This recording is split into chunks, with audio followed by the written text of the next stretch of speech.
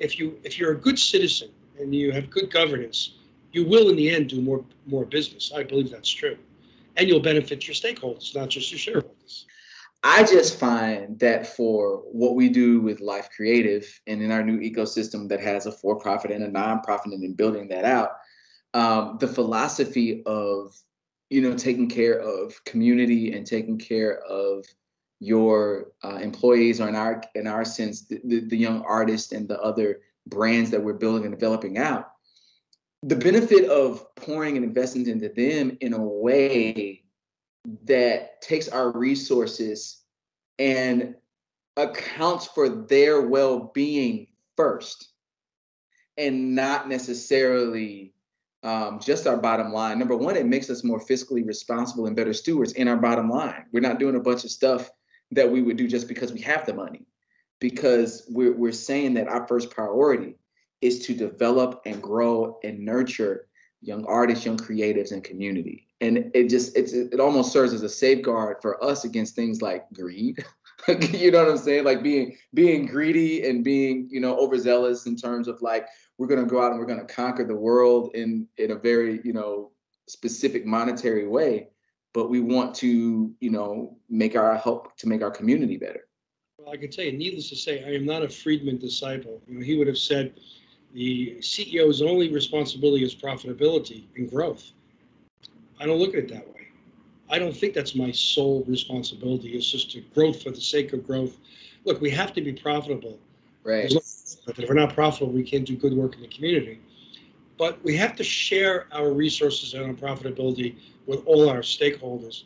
The other thing about me that I like about the work that we're doing together, it's an opportunity for me to bring into the equation our employees. Yeah. And our advisors, because it's not enough to talk the talk. You got to walk the walk a little bit.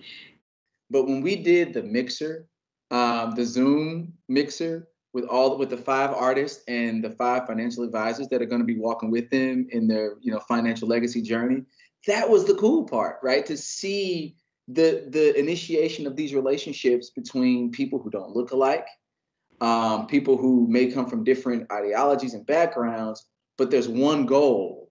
And the one goal is clear enough that everybody can be on the same page and be working towards this same common good. And they're in New York and Indiana and other places, and we're all sitting in North County and Ferguson, Missouri.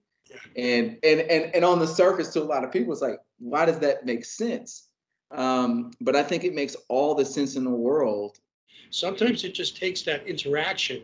Yeah.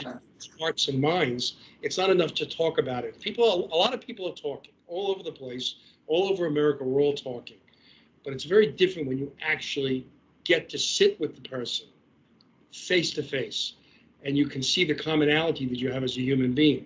That changes everything. You want to change hearts and minds, get people to interact together. Right, because I think that they will be the first fruits of something that ends up being really significant, not only for AP, but for the communities wherein you're supporting. I mean, after all, we're creatives. We tell story, we tell narrative, and that's what we're ultimately, called to do in terms of what our role is in all of the things that are, happening in the world. And I think partnering together to be able to tell those stories is going to be really powerful. It's going to be very powerful, extremely powerful.